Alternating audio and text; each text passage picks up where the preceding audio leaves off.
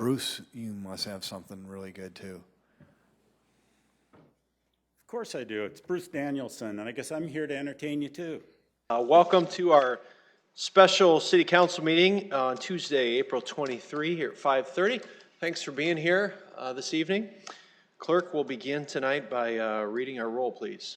Council members Erickson. Here. Kiley. Here. Neitzert. Here. Selberg. Here. Sale. Here. Starr. Present. Staley. Here. Brecky. Here. If you'll please rise and join me in the Pledge of Allegiance. I pledge allegiance To the flag of the United States of America and to the republic for which it stands, one nation, under God, indivisible, with liberty and justice for all.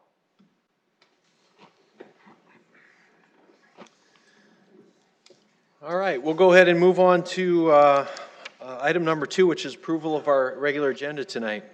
Move to approve, Erickson. Second, Selberg. All right, motion approved by Erickson and seconded by Selberg. Any discussion, council? Okay, a vote on that, please. Council members Erickson. Yes. Kiley. Yes. Neitzert. Yes. Selberg. Yes. Sale. Yes. Starr. Yes. Staley. Yes. Brecky. Yes. That is passed 8-0.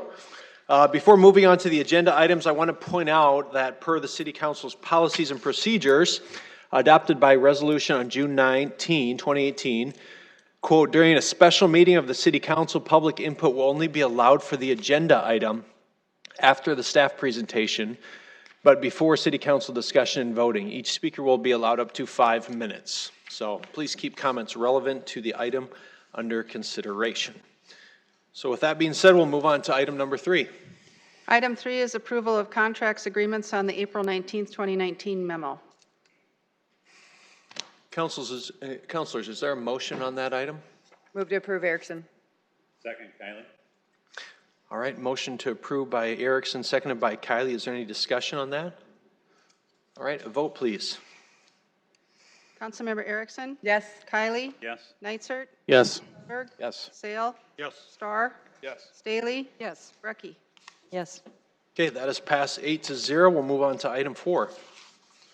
Item 4 is the second reading, an ordinance of the City of Sioux Falls, South Dakota, providing supplemental appropriations to acquire homes in flood-prone areas in proximity to Tamar Park.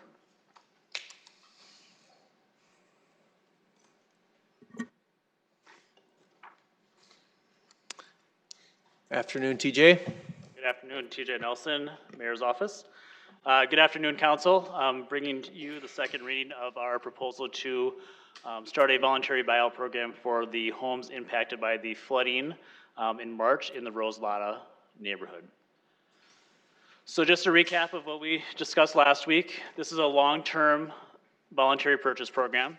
We're asking today for $1 million from the 2018 surplus funds that Director Pritchett just presented not too long ago. Subsequent years, we would ask for budget dollars in the CIP budget to go to the parkland acquisition budget as well. And then once we have this area bought out for green space, we would add this to Tamar Park. Again, just to recap, you saw this slide a few moments ago from the finance update. $1 million for this, the 1.2 for the triage prep, and then 1.8 for street, and then we'll have a remaining balance of a little over $500,000. So why purchase these homes? Long-term private structures at this elevation will continue to be exposed to flood threats. Numerous times we've had to build temporary berms and dikes in this area to help prevent the Big Sioux River to expand out of its banks and threaten this area. We did that again this last March when we were under threat of flooding.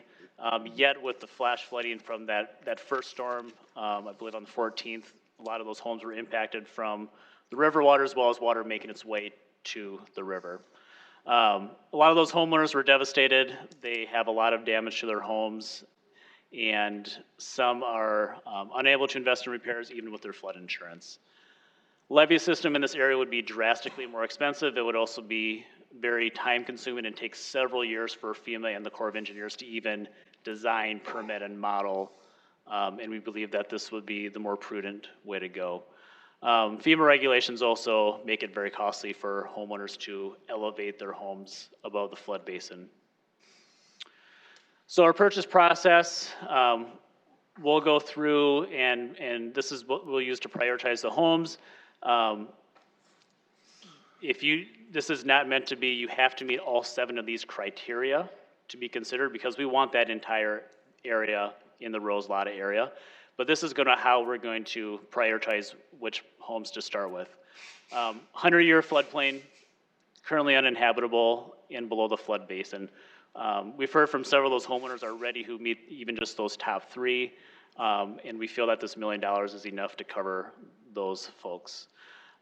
Questions came up last time on the pre-event market value versus the post-flood.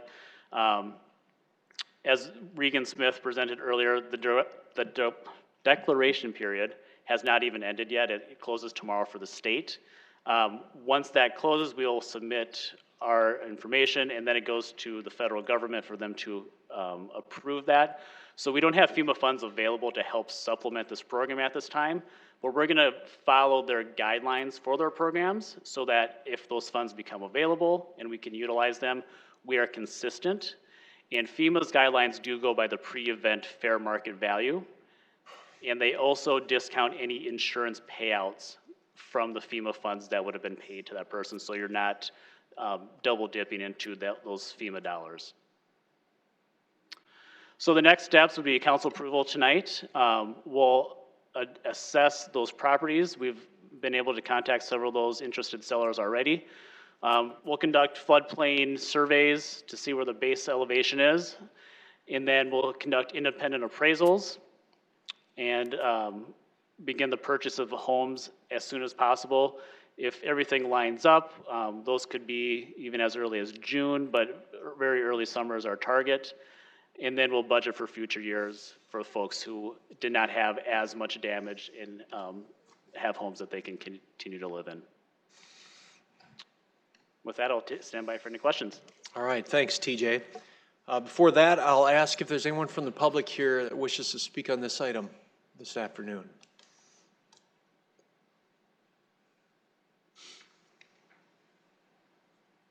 Good afternoon. Good afternoon. I'm Lynette Ron. I live on Rose Street in an area that was not damaged. I did briefly talk last week. I forgot to say thank you, of course, to the mayor, all of you council members, the firefighters, police, everyone that really has helped out in this time of need.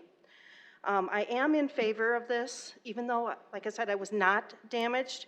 Our homes were built there before the flood zone was ever a flood zone, before FEMA had ever determined that.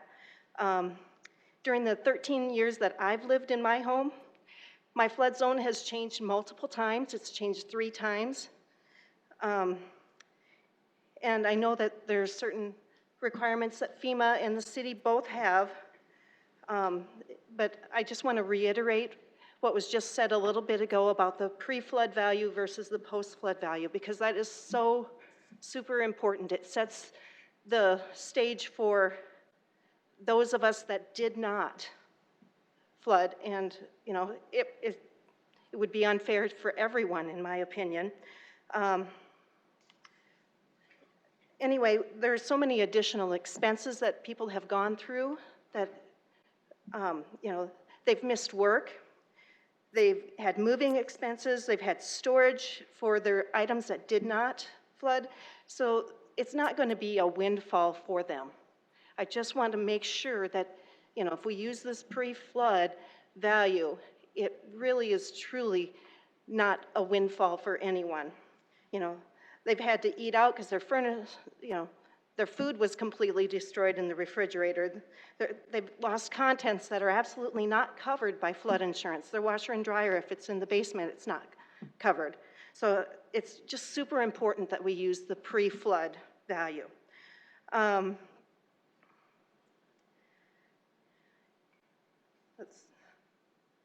You know, and then another thing is, like, for me, I personally spent about $30,000 in my home in the last year, where It required, of course, building permits, so a lot of this can be substantiated. So if we went pre-flood value versus post-flood, it just would be completely unfair, in my opinion.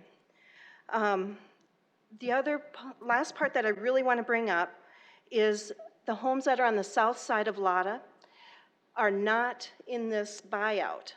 And so right now, if it floods, the homes on Rose, each one of the basements will fill up there first, and then some of the Lotta ones will fill up first. But if we don't have those homes, we need to have some kind of protection for those people that are remaining that are not part of this buyout. Some kind of tanks like were talked about last week that would fill up underground maybe, however, so that those homes don't get destroyed too, because they are low-lying.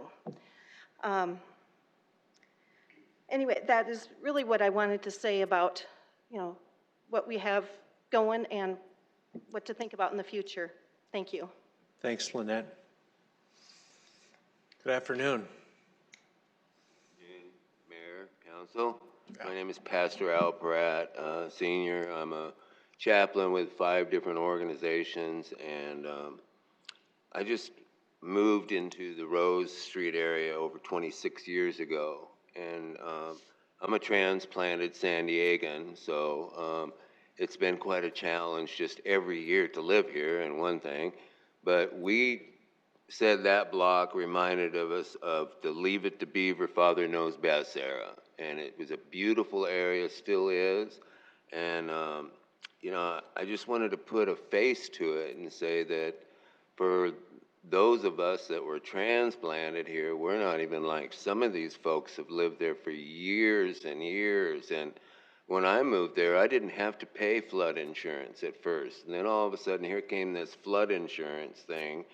And being a dutiful, productive member of society today, I am a recovering drug addict, alcoholic. I paid that flood insurance. I paid it faithfully every year. And I know that some it really hurt them to be able to have to pay this over and over and over. And so some of the comments that I've read on Facebook are really hurtful, to think that, that we want a handout, when in fact all we want, and as I help other people, whether they're from the penitentiary or whether they're from the treatment centers, they just want a hand up. And that's what we want, is we just want a fair shake. And so being also a retired member of the United States Army, Vietnam, Cold War vet, I've served my country honorably, and I would just ask that Sioux Falls has always been good to me and my family. I ask that this be a consideration where you show us fairness and that you think about our hearts, what we put into this place. A lot of these people put their whole lives into their places. I have neighbors that are still etching out, living there right now. I wanted to end with something. I'm not going to get too preachy here, but I am going to end with Proverbs 3:27, and it goes like this: do not withhold good from those whom good is due when it is in your power to act. Thank you very much. Thanks, Pastor Al.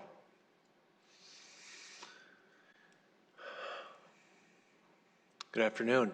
Good afternoon, Scott Harrisman, Sioux Falls. Well, I think it's a good idea that we give this money to help these people.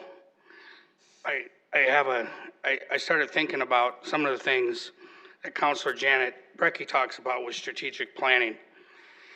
And are we going to just continue to go down this path where every time we have a neighborhood that floods, we're going to have to appropriate money?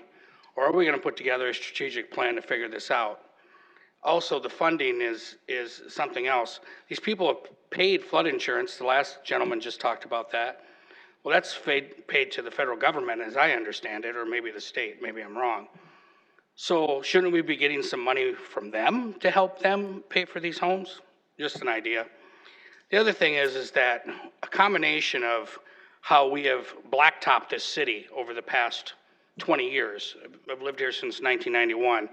And we've decided to blacktop the city, which has caused immense drainage issue problems, immense runoff problems, and has turned our city into a virtual pancake. And if you think that we had some flooding issues right now, we're gonna have a lot more. And on top of that, global warming scientists, and it does exist, it's not a hoax, let's get over that, 99.9% of scientists agree, that as this continues to get worse and worse, these rains are gonna get worse, the storms are gonna get worse, the flooding's gonna get worse. They gave us a timeline, they gave us 12 years before the effects of global warming we have to save ourselves. I don't think we're gonna reach the goal, to tell you the truth. But we had the head of the Public Assurance Alliance here yesterday, and what did he talk about? He talked about what the Public Assurance Alliance does, what they insure, and he said over the past 5 years there's been enormous hailstorms and hail damage. Well, that is because of global warming and climate change. And as we go down this path, while it's a good idea to give these people this money now, this city council and the county and the other agencies involved need to have a long-term plan as to what are we gonna do as the town continues to flood because we turned it into a pancake. We can't change what we did in the past. That's too late. It's unfortunate, but that's what we did. And now we want to try to turn a swamp out on 85th into another pancake area where it'll probably just flood too. So are we gonna let's do a plan here, put together a plan of how we're gonna handle these and notify these neighborhoods in advance. Hey, 4 or 5 years down the road, we have you in a potential area that may flood. What do you want to do about it? Do you want to build your house up? I remember a couple months ago, someone from the planning department came up here. I can't remember who the person was. And they were asked about what was the best way to build a house in Sioux Falls so that you don't have your basement flood. And the guy from the planning department said, slab on grade. In other words, no basement. So that's the advice from our planning department. No more basements in this town. That tells you right there what kind of water issues we're having. So I'm encouraging you, approve this supplement, try to get some federal money, because in reality, these people have paid the federal government flood insurance, and we should really get that money back for them, and put together a plan of how we're going to continue to deal with global warming and the fact that our rains are just not normal rains, our snowstorms are just not normal snowstorms anymore, and how are we going to deal with the fact that we have a pancake city that we created over the past 20 years. Let's face it, let's fix it. Thank you, Scott. Good afternoon. My name's Todd Jones. I live down on Rose Street. I got the south wall of my basement laying in the basement. I just want you to know that we all got our own scenarios here. When I bought this house down on Rose, I'm getting close to retirement. I put 50% down on this home to buy it. I have the paperwork to prove it. So if you're gonna buy me out and I don't have 50% to put down on another home, you are making me worse than I am now. So you need to approve this money. We're not bartering over buying cows and horses here. This is our homes, this is our lives. I'm probably the newest kid on the block, but I have to speak for these people. It just ain't right if you try to lowball us. You know, my house, bought it for $85,500, put half down on it, it appraised for $88,000, it appreciated to $93,000.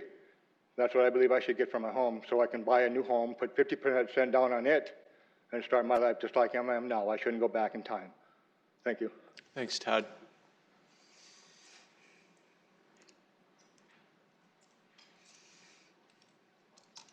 Good afternoon. Tim Stanka.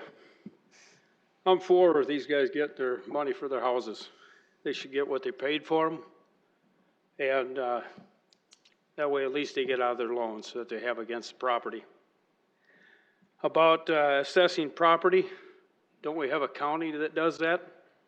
They do that every 2-3 years. They come and assess your properties for taxes. Why can't we just utilize that instead of paying somebody to come out and appraise houses? Can't we just use the county to do that? Because we pay them anyway. So that's something that we can utilize as the county to appraise property. The other thing is we say that we put up a temporary dike. A temporary dike is only so good until the water backs up into the streets and comes through the curb and gutter. That's part of the problem here, is when the water comes through and it backs up, there's no place for that water to go. Big part of this flood came from that. And the sad part about it is when we redid the levees, that took a few years. Why didn't we look at building the levees all the way around the city? Or why didn't we do approach that we went all the way around the city versus just where we went and we stopped? You know, when you come up here and you got city council people that badmouth you because you bring up something about digging a hole or putting something down to like Edison Junior High or out on Marion Road, they just sort of criticize you. Or they say, well, how long does it take to get a levee built?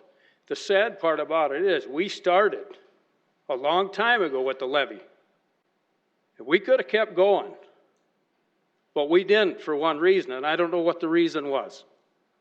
You know, we knew about the ash borer 15 years ago, but yet now since we got the ash borer, now, we got to start cutting trees down. We could have been cutting trees down for 15 years. And we could have had trees that's 15 years old. But it always seems like when it comes down to, with something happening, now it's got to be done right now. There's no second, you know. We got to look a little bit further. We don't have, really and truthfully, sitting here listening to everything. There is no plan to where if this happens again, it's not going to backflow into this neighborhood. It's not going to help this neighborhood one bit. And I'm hoping we think about it a little bit further. Thank you. Anyone else for public input on this topic? All right, councilors, do you have questions for TJ? I know there's several city employees here who have all played a part in this process. Questions for them? Councilor Starr. Yes, I have a question for Mr. Nelson. I guess I said this last week, and I'm still kind of there, so I guess maybe to rephrase one of the questions that I asked last week, how much of this $1 million is actually going to go towards paying for property, and how much, actually, if you could pull that slide back up that you had of the actually I think it was the second to the last or the last one. This one? Nope, the one that has the things that, the next steps, there we go. How much of this $1 million is going to go to assessing properties, the floodplain survey, the independent appraisals of the property before we begin buying houses? That might be a better question for Director Cotter. Maybe Director Cotter's the other way. Yeah.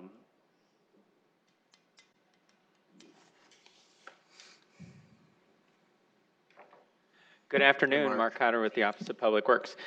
I would say the vast majority, the survey that we're going to do in the neighborhood to establish the base flood elevation is just under $15,000. We have a contract appraisers on retainer already.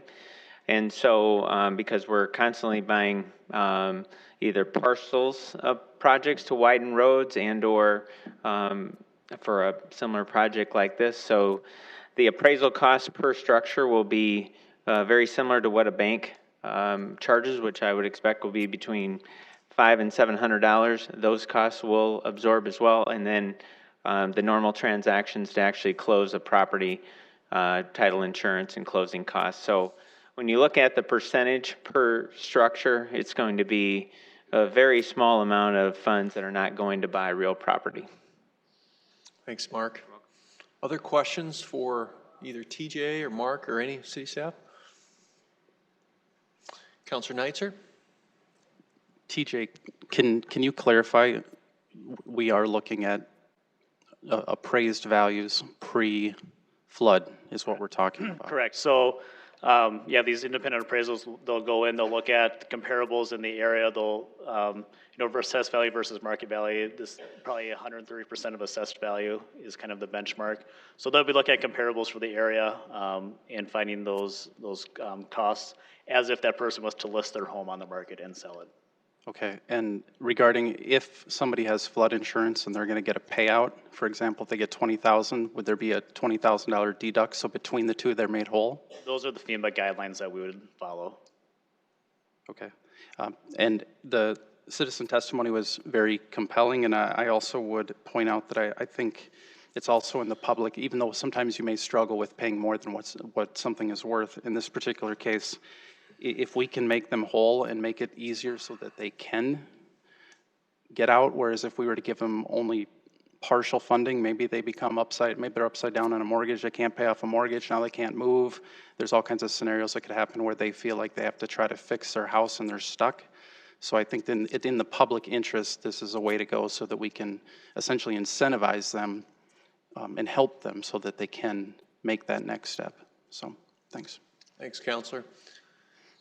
Counselor Yes, Starr. Mr. Mayor, just to kind of follow up on the one of the questions from the public, why wouldn't we use the appraised value from the county? We spend hours in the Board of Equalization trying to explain to people that we'd buy their house for what it's appraised for, and people are like, when they offer to us that it's over appraised for taxes and things. So have we reached out to the county to use their assessors and include them in this process? We have not. We are looking for a consistent process, and our consistent process when we're acquiring land for right-of-way or water wells or the Koval Lake neighborhood, for example, we go by the market value, which is a higher value than the assessed value. It'd be more comparable to if you were to list your home today and come to agreement with another seller or another buyer. Struggle with that, saying that the county's not at market value. I mean, they tell us they are as part of the Board of Equalization process. So, I mean, that's exactly where we're headed. They may be a little low in this area. I think they would tell you that, but it would be at least a way to get an estimate and get us going in the right direction. But that's my. Counselor Selberg. Thank you, Mr. Mayor. And I don't think that's a bad question from Counselor Starr, but I do think that most of the time, and as we have found out through that process, is a lot of times they're kind of given that 85%, 80 to 85 to 90. So I don't know if that necessarily would be something these folks would be happy with going just with that either. I don't know, but not a bad question at all. My question is, I think I asked this last week, and just remind me of the answer. So these funds that we're approving tonight, this is getting the people that are in the most dire straits? Correct. Something? Correct. So there won't be people kind of hanging there yet right now who have nothing and are. Correct. With the citizens and interested buyers that we've talked with so far and had a chance to assess and get feedback from them on the condition of their home and kind of going by that 130% of assessed value, we feel that the $1 million is sufficient at this time to get the people in the most dire straits a resolution yet this year. Okay, that's good. Thank you. Counselor Erickson. I just have a follow-up question. Lynette had a great point that as she's not in right now, she didn't get the water. But we start removing all those homes, the water, there's nothing stopping it from just running right into her house.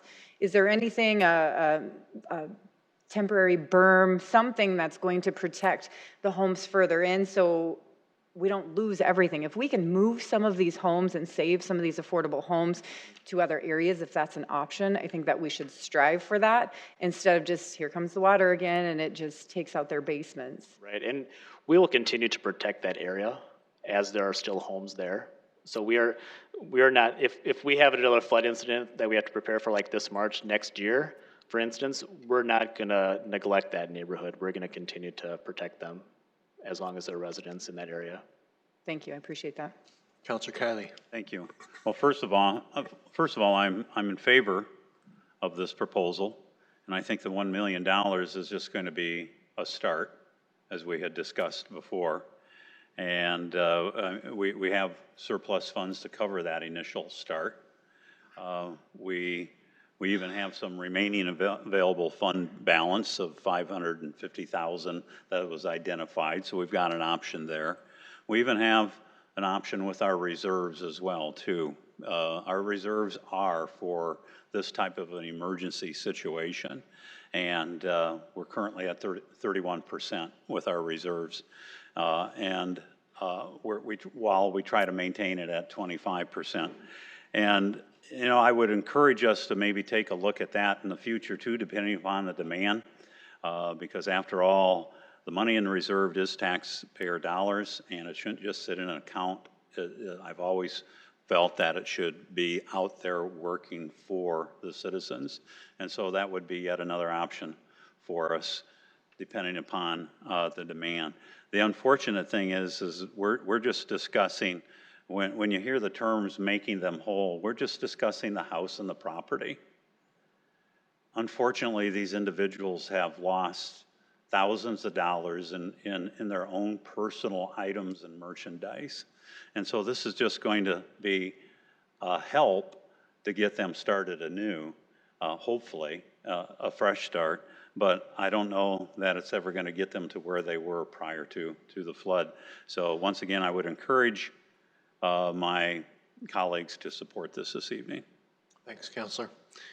Any other discussion, Council, on this? I'd look for a motion on it. Move to approve, Erickson. Second, Selbert. All right. Do we have any discussion just amongst the council body here? Counselor Sale? I'll make it very brief. Last week I talked about the difference between important and urgent, and the urgent is now we're going to allocate this money to move the process forward. The important part I've discussed with Director Cotter and with TJ and even the attorneys to make sure the process is followed. There are FEMA rules that they will have to be followed. There are city rules that will be followed. So the compassionate part of it, I would hope that all the homeowners don't get their emotions, let them over, they can't overrun the policies that FEMA sets down and the city sets down. So the compassionate part is we're going to allocate this money because it's urgent. The important part, the rules will be followed. Rest assured they will be followed. We will watch that. So I would urge my colleagues to vote in the affirmative on this motion. Thanks, Counselor. Any other discussion, Council? All right, I'll call for a vote on this, please. Council members Erickson? Yes.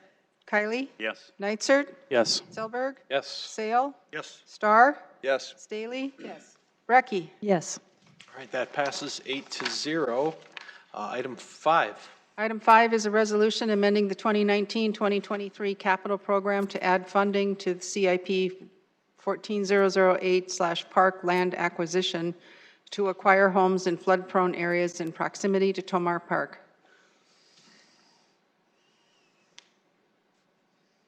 Sean, maybe you can speak to this. I think this will just memorialize what we just voted on, but. Correct. So this is just kind of a logistical issue that we need to amend the capital improvement plan with this particular item. So with the appropriation, this will match to allow that CIP to be amended with it as well. Sorry, he was on vacation last week and we didn't connect on that one, so thank you. Any questions for Sean on this? Can I get a motion on it, please? Move to approve. Okay, move to approve by Kylie. Second, Erickson. Seconded by Erickson. Any discussion, Council? Okay, a vote, please. Council members Erickson? Yes. Kylie? Yes. Nitzert? Yes. Selberg? Sale? Yes. Starr? Yes. Staley? Yes. Brecky? Yes. All right, that passes 8-0. Item number 6. Item 6 is a motion to appoint Shannon Nelson as the internal audit manager. Councilor Nitzert, floor is yours. Thank you. This is an exciting night. Tonight is a culmination of a process that has taken almost a year. With a vacancy in our internal audit manager position in the summer of 2018, we found ourselves at a crossroads. While it was difficult, it presented us an opportunity to take a fresh look at the internal audit function so that we could make the necessary structural and organizational improvements. It was lengthy and difficult, but those changes have been put in place. In fact, it took so long that some questioned why we hadn't yet moved forward to hire a new internal audit manager. Over the last several months, we have created a clear and deliberate process to hire our audit staff. That process was communicated to the City Council on many occasions. That process was very intentional in creating more input and involvement of the entire council in the hiring process, which had not been the case in previous hires. It included specific steps and timelines that have been followed. For the first time, the entire council has been empowered to hire our internal audit staff, which was not the case always in the past. Some may be surprised to learn that the last internal audit manager was not actually appointed by the City Council. With the unanimous adoption of a new ordinance that clearly set forth the mission, powers, and the duties of internal audit recently, we were finally ready to embark on the search for our next internal audit manager. A hiring panel was assembled that included 3 city councilors and 1 citizen member of our audit committee. Following the process, the committee sat down and collaborated to create the set of questions we would ask the candidates. Throughout the process, I updated the entire city council, sending out weekly audit division updates, something never done before, and other emails and updates as necessary. We advertised the position internally and externally. We advertised on local and national industry publications. The posting was open for 3 weeks as had been agreed and communicated. We had a number of applications submitted.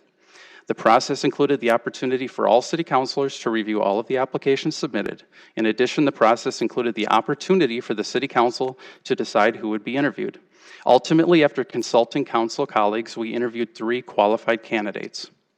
Once a recommended candidate was identified, the process included the opportunity for the entire city council to meet and ask questions of the candidate, as well as the opportunity to meet the candidate individually if they so desired before council action took place.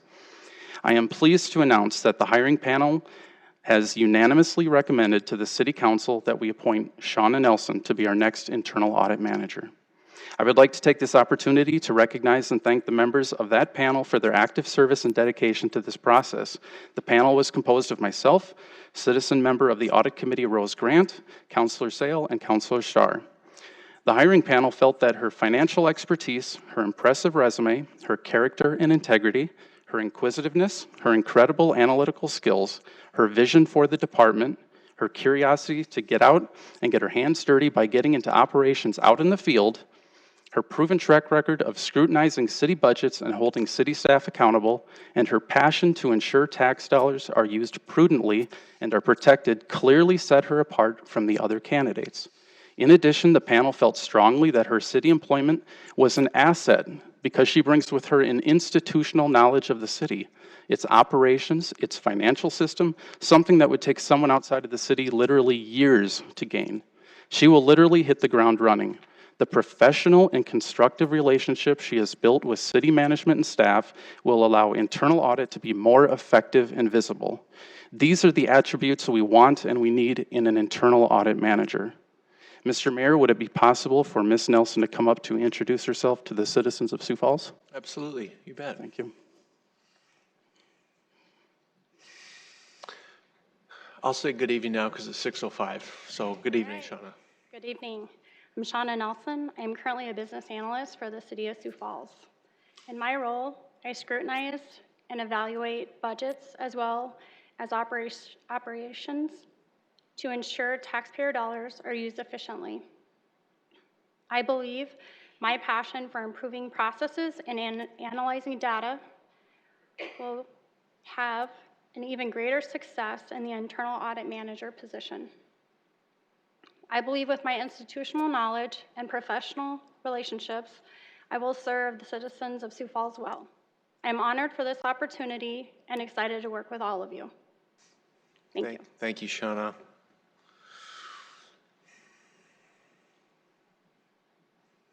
All right. Is there anyone from the public here to speak on this item this evening?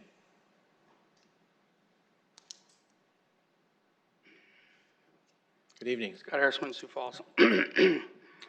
First of all, I want to say that that was the first time I had heard any biographical information from this body about Mrs. Nelson. I was told by several people that she was asked to take the job last week, early, I don't know what day, but it took all the way till Friday at 3:30 for her to be put on this agenda for a special meeting. Why? If you click on that agenda item, there's no biographical information. There's no information there for the public to know who the council is voting on tonight. So a councilor was forced to do a robocall. Wasn't her fault that it was Easter. Whoever decided to put that on the agenda knew it was Easter weekend, knew that the public wouldn't have to see any of this. I can't understand why we didn't get any, at least a week or two for the public to vet this person. It's annoying. On top of that, with all this great experience and someone who, and I believe it, I believe that resume totally. I've heard it from a lot of people. And someone who won an award from the last mayor, why would this administration let such a great employee go?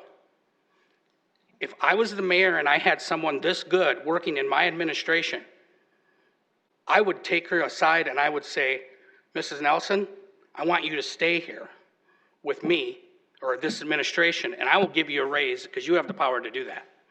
But we heard nothing. Apparently, the administration doesn't care that such a great and valuable employee is moving over to the city council. Kind of surprises me. And lastly, I want to say this isn't about people enjoying their Easter weekends or hurt feelings or council members' hurt feelings or city employees' hurt feelings or anybody else's hurt feelings. Protecting the taxpayers' money is about the taxpayer. It is about us who fund the government. And when we talk about an internal auditor, we need someone with the highest integrity that's going to look for things. And you can't have that kind of conflict of interest of someone coming from the administration side over to the city council side and to be a watchdog of the administration. If she applied for this job working in the private sector, I'd be the first one up here going, hire her. But that's not the case. She has been working for the city in the financial department, and according to the night I watched the video when she won her award, she set up the whole software for the whole entire financial system. The internal auditor's job is not a job that tries to find things that are wrong and then try to smooth it out. Their job is to try to find fraud, and they have to have a clear mind. They can't have any conflicts. They can't have a spouse who works, in another department. That's a conflict, and it's nothing against her character, her experience, or anything else. Now, I know a lot of people have been trying to make it of that, but I keep telling you, this is about our money and our money being protected. Millions of dollars, cities lose millions of dollars all across the country because they don't have good internal auditors, they don't have good auditors, they don't have good checks and balances, and they don't have people who can come from the outside and look in. The other thing that was said is, if any of these conflicts come up, well, we'll just hire outside internal auditors. What's the point? What's the point of bringing someone who's going to have a conflict if you have to hire an outside internal auditor? Doesn't make any sense to me. Somebody said, well, it's certain departments she'll have conflicts with. She has a conflict with every city department. She worked in the financial department. They overlook all of the departments, people. That's an entire conflict. Like I said, this is not about somebody's character or whether they're a good employee. This is about our money and having someone who is from the outside with no conflicts. It's really that simple. It's not about all this other stuff. And I still am curious why we couldn't tell the public, why we couldn't have a week or 2 weeks and vote on this in May to tell the public who she was. That's unfortunate. Thank you. Good evening, Council. Good evening. Grant Tauman, 1510 South Phillipson Avenue, Sioux Falls. Here to just kind of reiterate some issues. I think Councilor Nightstar did an outstanding job of paraphrasing how I would describe Mrs. Nelson. Outstanding person. In listening this evening, my ex-wife was actually in an internal auditor for actually Gladdery in Poland. And it's not unusual actually for businesses that have a auditor to come in and end up hiring that individual. So that is actually consistent in the private sector. So I just kind of want to throw that out there. In listening to that, I heard that because I know a lot of businesses that end up hiring their CPAs or hiring the accountant that's in their firm, or the other side, which is audit. There's two tax and audit are the two sides of accounting institution, and it's not unusual. But as it relates to Mrs. Nelson's character, I've spent the last 3 or 4 seasons in soccer tournaments. I've spent evenings, having a beer with her. She's an outstanding person, honest, ethical. I think she was an outstanding choice. I think hitting the ball out of the field when you're looking at somebody to get somebody into the game that's already been in the game and understands all the rules of the game. It just gets her in a capacity to take that job and run with it incredibly quick. And in dealing with her in different situations, I just think you've made an outstanding choice. It might be a small loss for the city, but it's a bigger gain for this city, I think, as the overall looking over the budget issues. So I appreciate your time, and I would strongly recommend a vote for her. Thank you. Thank you, Grant.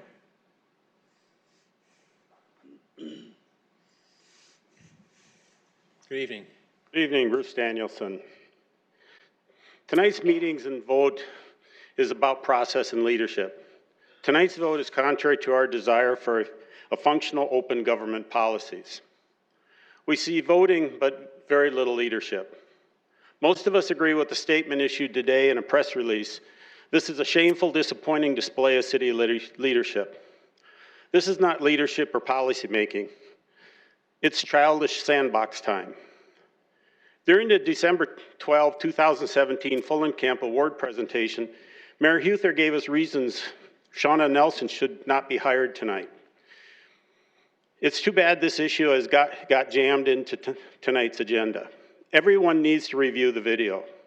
Important reasons why she should stay in the finance department were stated. She appears to be an amazing city employee, but as an administration insider with too much knowledge, including conflicts, she will not be able to do a proper job as internal audit manager. You would have to audit her own work. She would have to recuse herself from almost all the work brought before her due to her conflicts. This is not our only concern. We citizens have concerns in the council's direction. This council was never intended to be a childish winner-takes-all body to the detriment of the city. And now you place an employee in the middle of your game. This is a place to have views considered and discussed. This is supposed to be a policy-making body, a political body, and designed to be a political forum. We hire you to listen to our many voices offering different views without prejudice.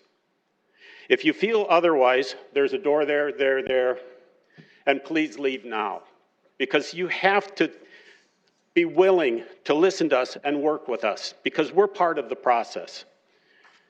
We help open government candidates. We work to prevent perceived backroom dealings, stopping speakers here or at any venue from being part of some secret something. We shouldn't expect to be harassed or have our teeth broken just for asking questions. In September 2015, I was approached and asked to help a person run for this body. We had many conversations making sure the fit was right.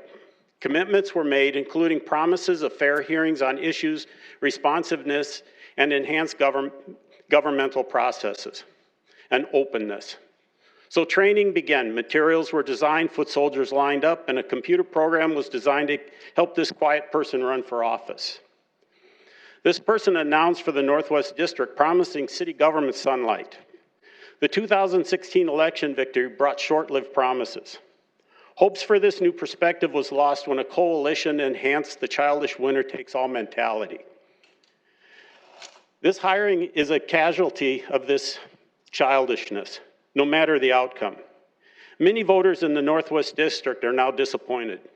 We never demanded our member vote a certain way, only to keep communication open. We are disappointed. We ask officials for specific information and we get stuff we didn't ask for. We want our calls answered and not blocked.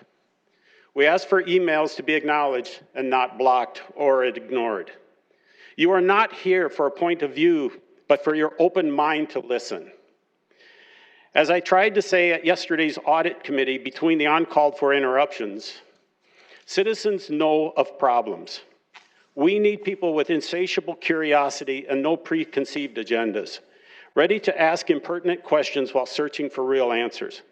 Again, can this person legally audit her own work? We also ask this body to respect our citizenship. We have concerns about this vote tonight based on childish behavior winning over possible ethical lapses and concerns. It is a shame this body is sacrificing the integrity of Shauna Nelson, no matter how this body votes tonight. Thank you. Thank you. Good evening. Good evening. Liz Meilenberg is my name, been in this city since 1974. This is an absolute no-brainer if counselors are using common sense and first and foremost concerned about protecting taxpayer funds. Questions for considering when selecting a candidate or an auditor-manager job should be, is this candidate certified as an auditor? That's important. Is this candidate an auditor but not certified? And if so, why? Did this candidate receive official auditor training from a qualified institution? Is this candidate without problematic relationships involving departments to be audited? The answers to these questions are all the same, no. And in clarification of the last question, I believe that the candidate is married to a head of the department. We do not choose a candidate because they're nice, or that we like them, or that they've done a great job in their current position. We choose a candidate first because they are first and foremost qualified, and especially a candidate for manager of an audit department. Let me ask you another set of comparable questions. Would we choose to hire someone to represent our city as an attorney who's not passed the state bar? Would we choose to hire someone to represent our city as an attorney who did not attend and graduate from law school, but had worked in a law office? Would we choose to hire someone to represent our city as an attorney because we liked them and they're nice and they performed well in their past job in a law office? If you vote for this unqualified auditor, non-auditor candidate as our auditor manager, but would not vote to hire an unqualified non-attorney to represent the city, something is drastically wrong. You cannot rationally justify such opposing decisions, lowering the standards for one, but not the other. Please use your common sense. Choose only a candidate who abundantly meets all the qualifications, because the voting public is watching to see if you place them first and foremost and are trying to protect them and their hard-earned taxes. Thank you. Thank you.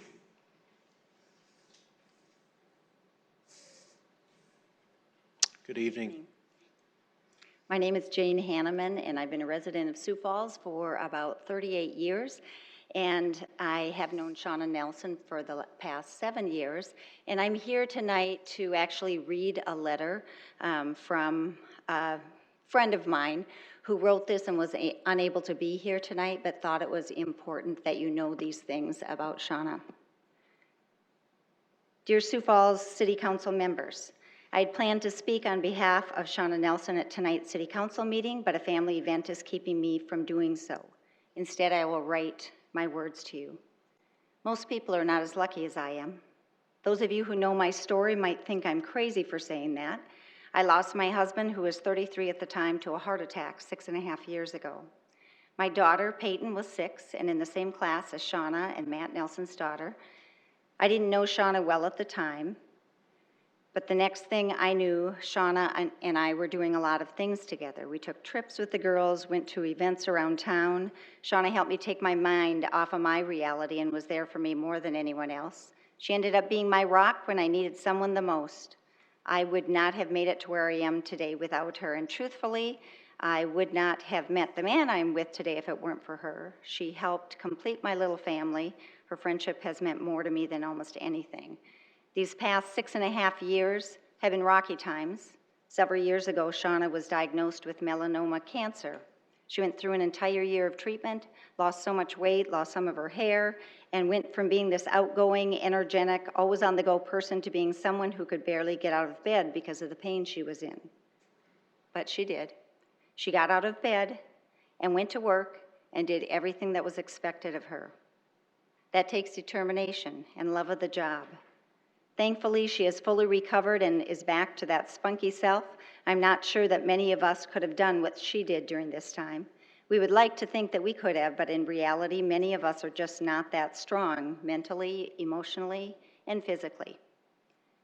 One thing I've appreciated most about Shauna is that she tells it like it is. There's no sugarcoating anything for her. She will call you out, make you take responsibility, and make you man up or put on your big girl pants, regardless of who you are. That's just who she is. She is honest, and she expects the same in return.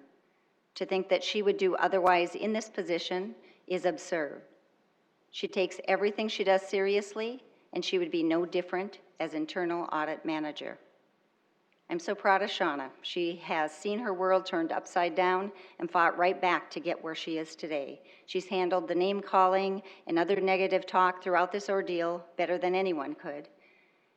She has had her name dragged through the mud when the truth is, it's by people who really don't know her. They have no right to assume what she might do in this position. People are not hired based on what they might or might not do. They're hired based on what they have been doing and how well they have been doing that in their current position. The Shauna I know and love makes this city a better place, makes the people around her better, and makes me a better person. I truly hope you will give Shauna this opportunity. You won't be disappointed. Sincerely, Mara Coulter. Thank you. Thank you, Jane.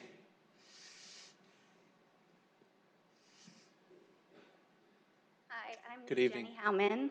I'm a good friend of Shauna's. I've known her for 4 years. Our daughters are in soccer together. We've done many 6-hour drives, trips, spent entire weekends together. Soccer's year-round, so we've been doing that for a long time, spent a lot of time together. And I just want to say I'm disappointed by some of these sort of hypothetical problems that may have conflicts of interest. I think it's interesting to debate and talk about, but you can't prove that that is going to affect any of the decisions that she is going to make in the job. I think what should hold more weight is based on her experience, people who know her well. Obviously, she comes with great recommendations from the city. I think that they will help her to get up and running quicker, will make her more uniquely qualified than other people that could come in from other positions. If you read the job description, there was no requirement for the person to be a certified auditor. You know, that was preferred, but it wasn't necessary. She meets and exceeds all the requirements of the job position, and I know that she would do an amazing job. Thank you, Jenny.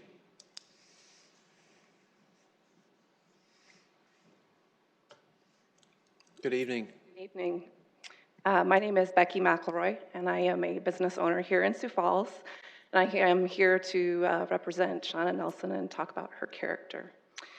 As a business owner who employs employees in the city and goes through the process of hiring, I do know the processes and the complexities that this involves, and that finding that right individual that possesses appropriate values and skills for that position you desire is critical to the success of this organization that you run. So after all the due diligence is done and the interviews are completed, and it truly comes down to trust. Can you trust the individual that you're looking to hire? And that's the battle we face in the hiring process. I've known Shauna for over 7 years. I've come to know her as a person of strong integrity. Shauna is authentic and honest in her communication. While she stands for what she believes in, she values and respects others, their opinions, and their views. Shauna is also a curious person who continues to grow and learn new things and challenges herself every day.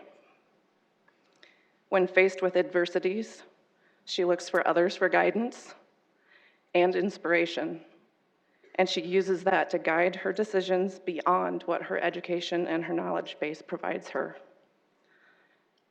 Shauna has faced many challenges in her life and has always found a way to stay true to herself and rise above the challenges to become a stronger and more resilient person. Shauna faces those challenges with integrity and determination and do what is right for the greater good and not the select few. She places concerns for others above herself, even when facing extreme difficulties on her own. Shauna has a humble strength about her that is both inspiring and desirable. She is confident, but by no means arrogant.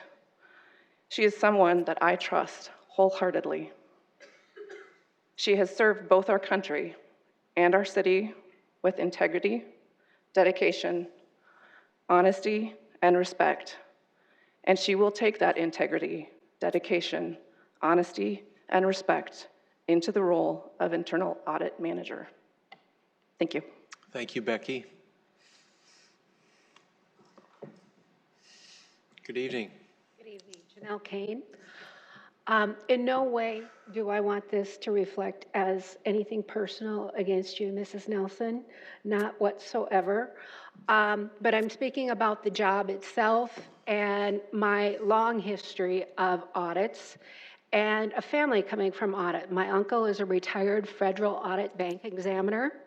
My sister is a certified CPA auditor of conglomerate elevators in South Texas. She does feedlots and cotton gins. And I come from a property management real estate background where we keep trust accounts on rental trusts and security deposit trusts and paperwork for every financially layered property that we have for every individual ownership entity. In each of those cases, everyone has to have an outside auditor come in, a new set of eyes that look at it. If myself, I deal with accounts receivable, accounts payable, collection of rent, evictions, the legal problems, the collections, literally against ATF, FBI, immigration, personally evicted MS-13 gang when they said to leave them in place for 2 more months. Wouldn't do it. So I do everything, but every year I have to go through a special audit for the tax credits on a property, a special audit from the state for being able to make sure they're in compliance, a special audit from HUD out of Denver to make sure we're meeting all of their guidelines, and then the membership or the ownership entity asks for an outside audit when they get a reconciliation and a P&L every month. So you need a new set of eyes that look on it from a different perspective. Now, I'm sure she's done a wonderful job and everything is fine, but there is a conflict here. As she's worked with these departments, she's put in the software. There are so many times when I have got bank statements and the security to trust account is 3 cents given to me in interest. It is against state law for us to accumulate interest as a third member management party. I have to go to the bank and say, you have to take these 3 cents off of my account. Well, no, it's 3 cents. We don't want to worry about it. Just write it off on your general journal. Cannot do that because when the external audits come in from the South Dakota Real Estate Commission, they're going to say, you're not allowed to do this. It's not legal. When everybody else, including my accountant that I pay, if I can't figure it out, $75 an hour to because I'm off 3 cents, and maybe it's just because I'm dyslexic and flip the numbers, he says the same thing, and I'm like, nope, we got to find it because there's external audits and there's checks and balances and consequences. Now, I've done this for over 27 years. In the last 2 months, I find myself with the last of my clients that have been faithful to me since the 1990s and early 2000s, in their mid-90s selling their property. So I've been looking for a job for the last 2 months after being almost 28 years self-employed. Those just don't fall out of the sky because they call people like myself that have been self-employed a little hard to manage, if you can imagine. So being in the price range that I'm in, I have applied for many accountant assistant jobs because I do not hold a CPA. I can qualify as a bookkeeper, but in each and every one of those job descriptions, they specifically put into their description if that person needs to have audit experience or not. And you have to know how to audit because every situation is different and you can't overlook it. You can't just write it off. There has to be checks and balances and answers.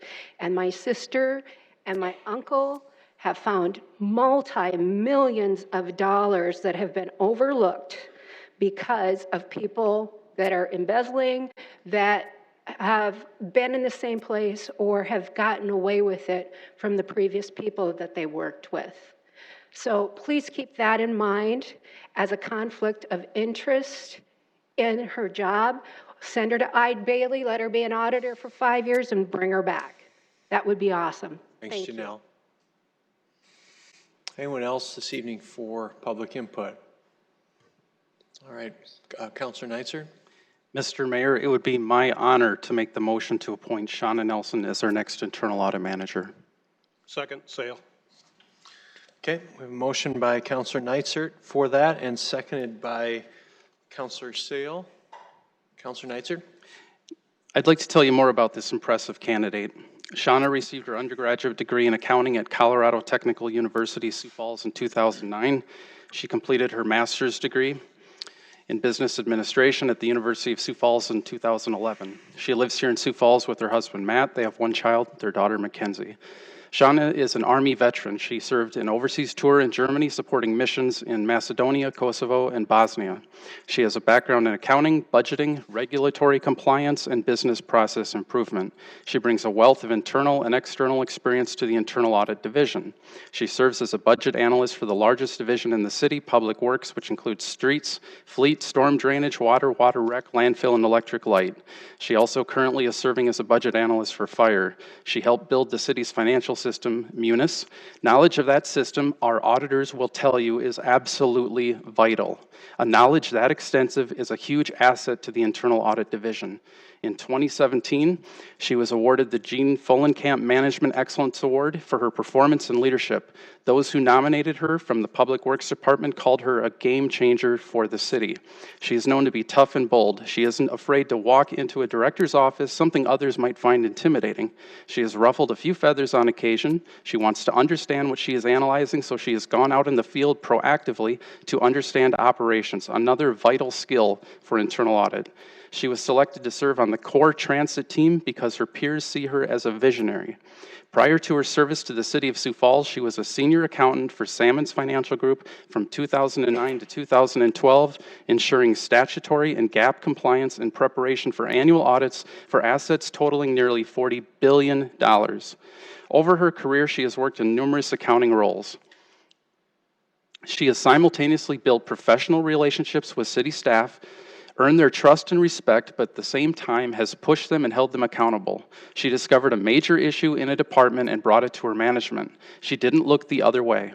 That action led to important changes in city operations that will protect tax dollars going forward and led to employee termination, including someone she knew well. She scrutinizes budgets, proactively analyzes, looks for efficiencies, and spends time in the field learning operations, all key attributes for internal audit. She is ready to take the next step, and everyone who knows her agrees wholeheartedly.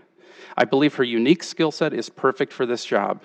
With her character, institutional knowledge, proven track record, and respect of management, I believe she can take our internal audit division to the next level and make it more relevant and impactful. I'm also excited about her vision of where she wants to take internal audit.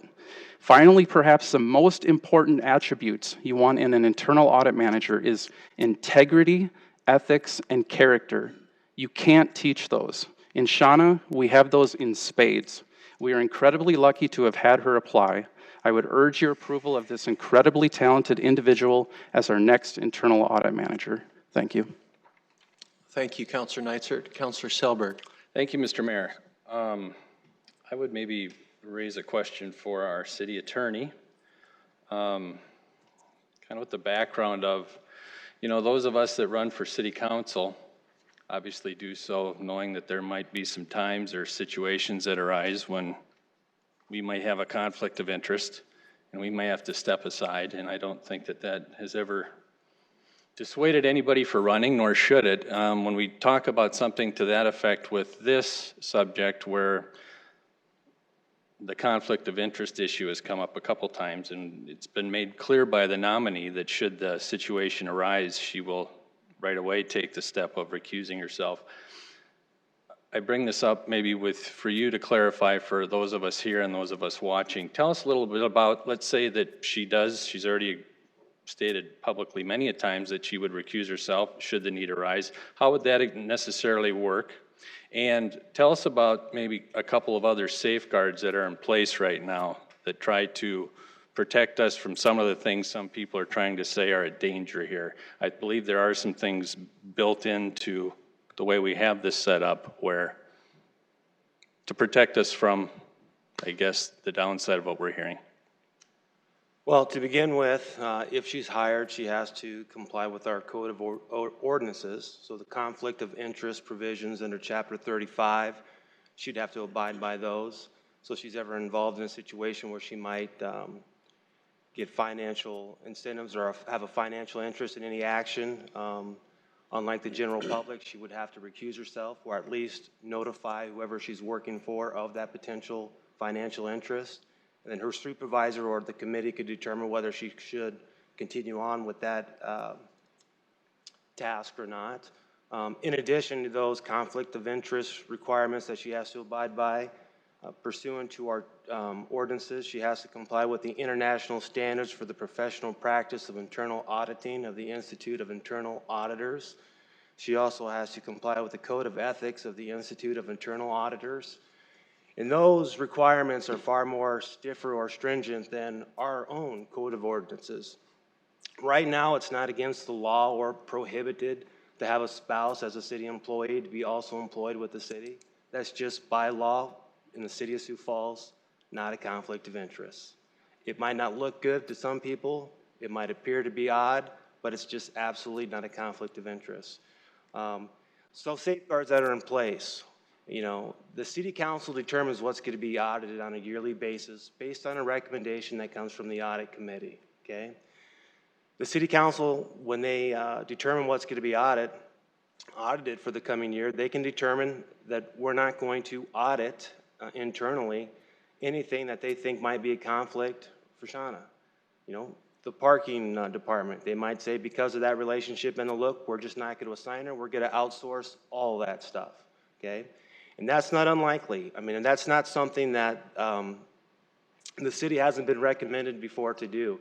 And there's been CMAR audits that have come back and said, when you have big construction projects and you're looking at billing and invoices, it might be a good idea to go outsource that and get a specialist in audit management or a specialist in that audit area. So that's not unheard of, and quite frankly, that's been recommended to this council, and I think it's, you know, it's adopted that in the recommendation. The other thing you can do is, if you determine that you want to do an in-house audit, then you just mandate in your resolution when you approve the plan that she's not going to be involved in that process at all. Require her to recuse herself, which means she's no longer participating in that action.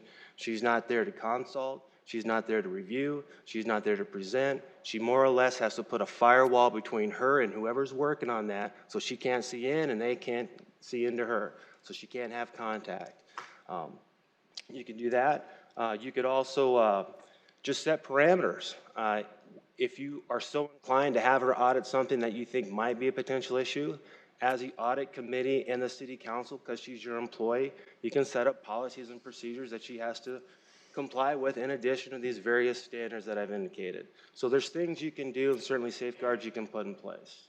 Okay, and we are in charge of those rules and safeguards. Correct. Okay, that's kind of what I was looking for in that.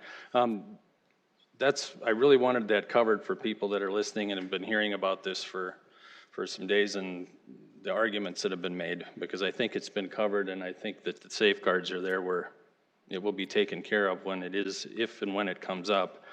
I would just add to the nominee, I want to just thank you for your service to the city and thank you for your service to your country, and thank you for hanging in there and putting yourself out there for this position, even going through a few days of rough waters. They say politics is a contact sport sometimes, and I think you're finding that out.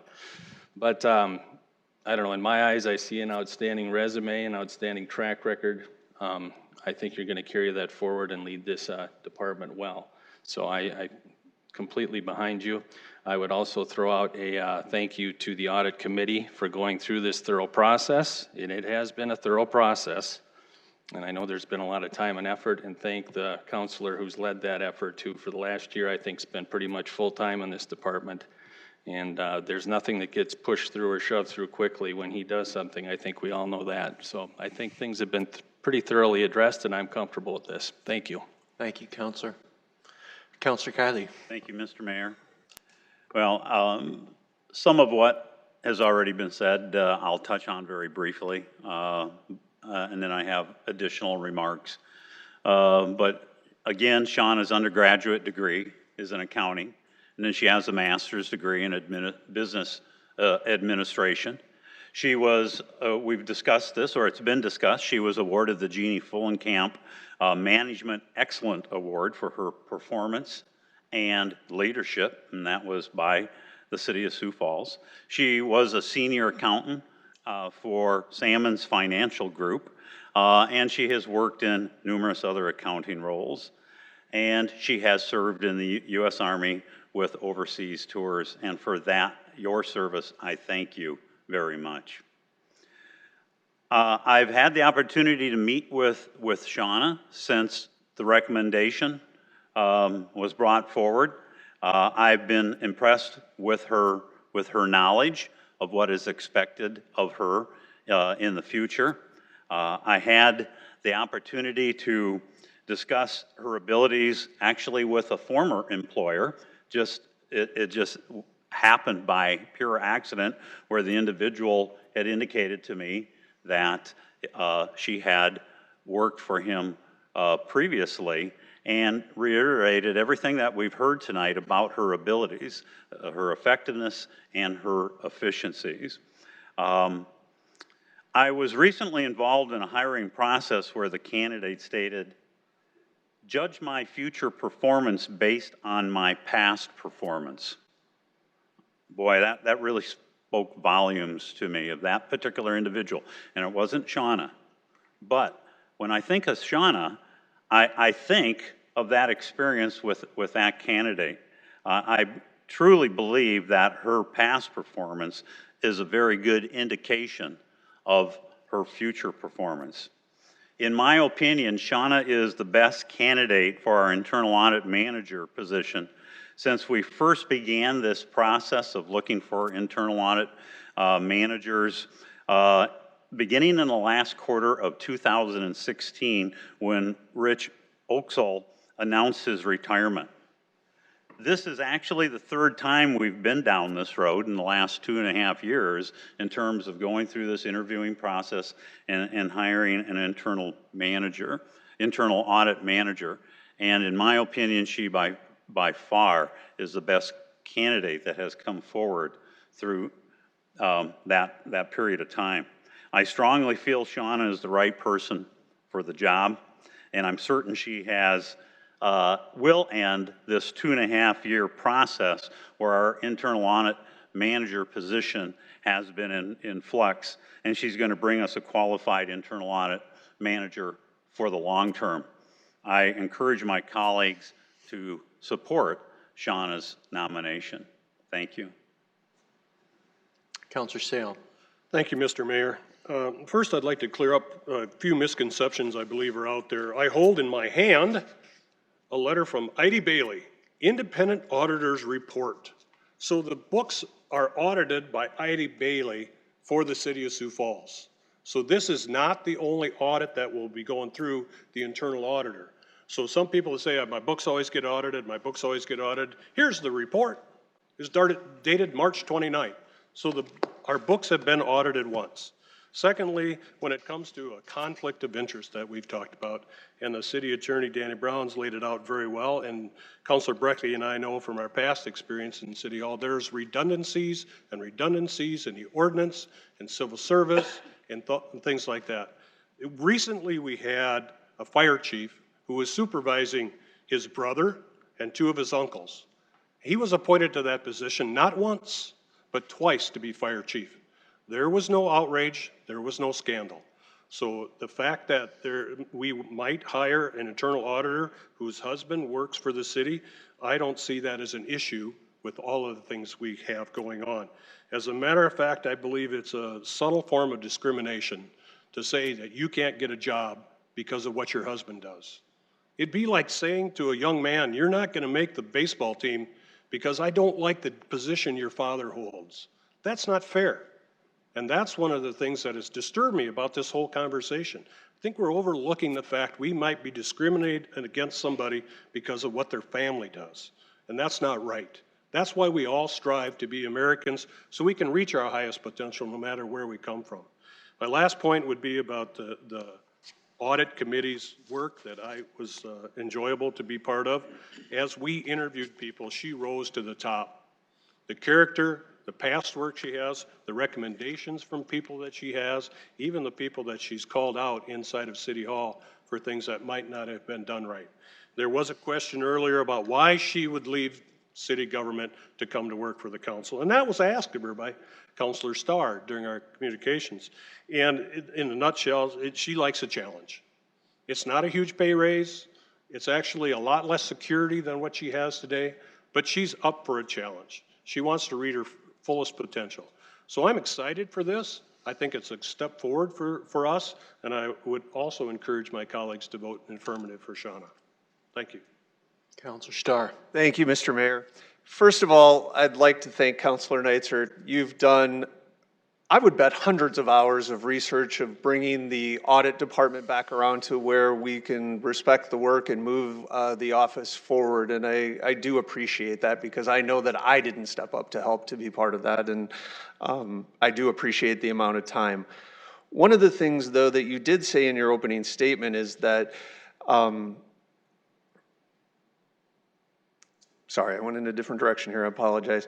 But one of the things that, we talk about is that we've talked about this for the last year. You have been very diligent at sending out weekly reports of what's going on in the office. You did a great job of bringing back the former auditor from retirement to get us through this time until we do fill the office. But what we didn't do is we didn't bring the public with us as part of that process. We didn't send out a news release with the bio of the person that we nominated. We didn't bring the public along. We waited till the very last minute to make the announcement when the agenda came out last week on a holiday weekend that it would slide through. That doesn't bode well for openness and transparency, and we're at fault for that. I would have expected a bio on the agenda tonight of the person that we would nominate. One of the toughest parts of serving on the city council is that we do have access to information that the public doesn't, whether that's executive sessions, opinions from the city attorney's office that are stamped confidential and attorney-client privilege. We do have information from directors and things that we can't share. So there are things we can't share tonight. But the one that we can share is that we have determined there is a conflict. We've said it, I think Attorney Brown said it very clearly, that anything that has to do with the spouse's department isn't going to be audited by this candidate and would have to recuse themselves. That's kind of the definition of a conflict. I don't know how much clearer it could be. I am also, like Councilor Sale, very proud to be on this committee. When we started the interview process, we knew we weren't going to get the perfect candidate. The perfect candidate for, we celebrated that this weekend. And that was probably the last perfect person that has been on this earth. So not letting the perfect get in the way of good, I was comfortable with. I was comfortable at looking at candidates who didn't have audit experience, but could grow into that. I was comfortable working with people who wanted to excel and get the additional training that's required to do this job successfully. I was willing to work with someone who wanted, that may not have managed people in the past or have any experience managing people. I was good looking past that, knowing that the candidates that we interviewed would take that on and learn and grow. I was comfortable finding candidates who have a great character and are great people. We had those as part of this process. But when we get to the final decision and moving this forward, there's a cloud that's going to hang over this process. There's a conflict that is very clear. You know, the other place is, how do you audit your own previous work that you've done for the last 5 to 7 years? It makes it really difficult to look back on what you did and the things that you put in place. So with that, I'm going to probably hold off and make a final statement when we're all done, but for that reason, that's why and where I'm at after the selection process.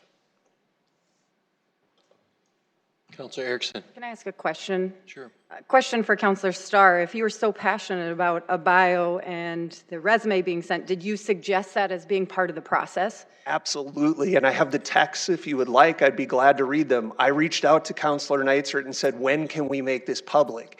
And his statement was that we would not make this appointment public until the agenda deadline on Friday.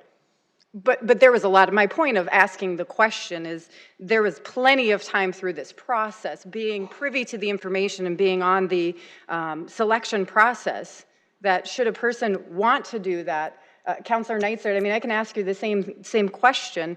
For me, I was fine with this. This is an employee that works for the council. This is an employee that is the watchdog.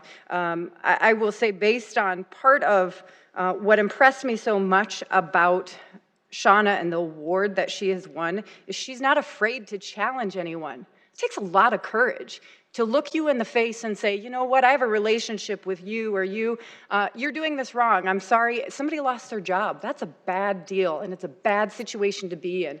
I wouldn't wish that upon anyone. She did it with dignity, she did it with integrity, because it was the right thing to do. And for those reasons, I think that this is the perfect role for someone with that in mind. Someone that is able to take this department to that next level. I appreciate the opportunity to meet with you and to have conversations over the last few days. I'm grateful for that and all of the questions that you asked. I know I asked you some tough ones, and she was able to answer them with dignity and grace.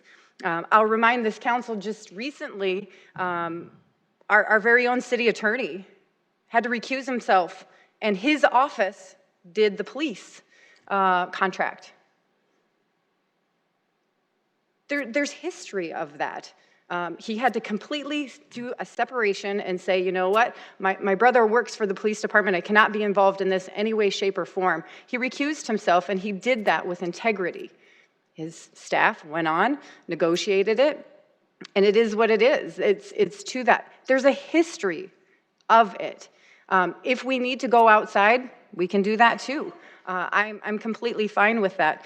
When we talk about this auditing department, and Greg Neitzert, Counselor Neitzert, you can talk about it in more detail. I haven't been on the audit committee for quite some time. However, I'm privy to watching what goes on. We audit everything. We go everywhere with it. The employees look at a handful of things. Having someone with the experience of knowing the system, boy, I'd be a little bit nervous if I were some in the administration going, she knows everything about everything. There is nothing that you can hide from her, because she knows it. She knows how to get into the system. And I think that's a huge asset for us as we move forward. I want someone like that is willing to challenge and take this department to the next role. Welcome to the challenge, should this approve. Welcome to the challenge. It will be a challenge. And again, I just appreciate you reaching out and giving me the opportunity to get to know you a little bit better through this process. Counselor Neitzert. A couple of things I'd like to cover. First of all, unlike the mayor, we are a group of 8, which means that we have to come to some sort of a consensus without actually voting that we are going to bring somebody forward. As chair of the audit committee, I had a responsibility to deal with this personnel matter sensitively. I had to make sure that there was a consensus of the city council to bring this forward. If there wasn't, and it was released, it would be disclosed that this applicant had applied when she wasn't going to even have the opportunity to have a hearing. You don't do that to personnel. And so I had to make sure that I had a consensus. and I also had to wait for an opinion from the attorneys before I could move forward. And then I got those 6 signatures, and then I was able to place it on the agenda, and I had to wait. And I said, we're not going to release this until it goes on the agenda, because once it is on the agenda, it is public. But until then, we are not going to do that, because if for any reason we don't have a consensus, somebody backs out, we have to protect the candidate. I'm not going to let that slip, and I'm willing to take the fire for that, if you want to call that lack of transparency or whatever else. I wasn't going to do that to an employee or a prospective employee. So that's the first thing. As far as the meeting that we had when we were hiring, or when we were doing the interviews, everything that you're hearing about was discussed. We talked about it. I said in that room, I want you all to know this person is married to a city employee.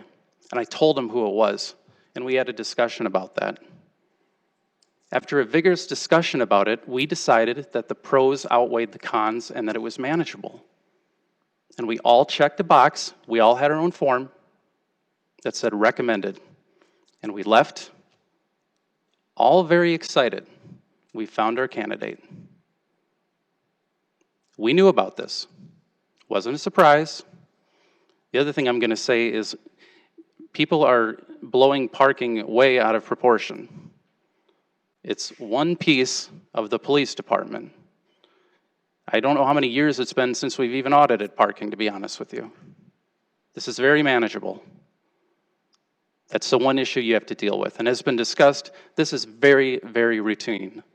We have city employees throughout the city who have relatives who also work in the city, sometimes even over each other. It's manageable. It's been done. One other point, Rich Oaksel came from finance. He was our first internal audit manager. One of the reasons he was so successful is because he came from finance. He had the relationships built. He knew the system. Everybody knows that. It's the same thing here. This is very manageable. We have an outstanding candidate. Thank you, Counselor. Any other discussion on the council? Counselor Brecky. I want to talk a little bit about process and government structure. As you all know, I'm a stickler for that. And one of my concerns is that we have developed a sort of dysfunctional process in how we operate and how we address issues. But before I do that, I want to start by saying, I have tremendous respect for each and every one of my fellow council members. And since I joined the council, it has been my dream and my goal to position myself on the council in such a way that I could work enthusiastically with each and every one of you on issues of joint passion and concern. But there's a process that we engage in that is really frustrating to me and is making it difficult for me to do that. And I want to talk about that process tonight. And that process is this. When an issue comes up and we discuss it, it just disappears. And there's a second discussion that takes place out of the public eye, and there's a minority group of us, and our thoughts and our participation in the discussion is just ignored or discarded. And that's what happened here, and I'm really frustrated about it, and that's why I'm going to talk about it tonight, because it keeps happening. So here's the process that we engaged in. We had a meeting, to discuss our candidate, and we have a right to have that meeting, and we had that meeting, and we discussed our candidate, and issues came up. And it was said in that meeting that we would have a second meeting. And I was trying to wrestle with those issues as that meeting was taking place. There were things that weren't setting well with me. It was not passing the gut test, and it turned out to be these conflicts of interest that are built into this candidate. And I was still formulating that issue, and there were other concerns that, I was still just trying to wrestle with this person and some of the things that I was feeling about it. I never even got a chance, to talk to my fellow council members about that, because the next thing that happened was, a series of emails, some phone calls, and all of a sudden, I'm hearing that, there's been a consensus of 6, and this is going to be put on a special meeting. And so I'm going to talk right now about what my concerns were, and I'm frustrated that because this isn't my first rodeo. I think I have good concerns, and I'm glad that the public's here, because sometimes they agree with me. But my concerns are this. I am concerned about the conflict of interest. I did raise it. I was the one that was wrestling with it, and I think there are 2.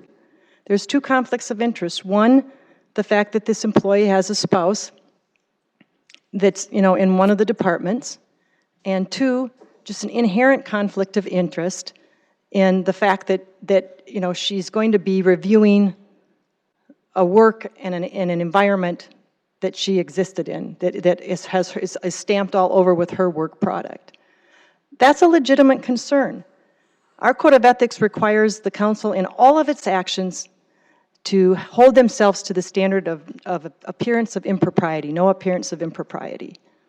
And it's a legitimate concern to say that, an internal audit division, should be at the highest level, of indisputable objectivity. And so I think it's legit for me to have that concern, that having someone that's inside and has a husband, it's going to create appearance of impropriety. And then the other thing is, there's been talk about this conflict and how it's manageable. But this is a unique conflict. In the scenarios that have been tossed around, it's not been a husband-wife situation. And it's not been in a situation where one of the individuals in this position would be in an investigatory supervisory capacity over the situation.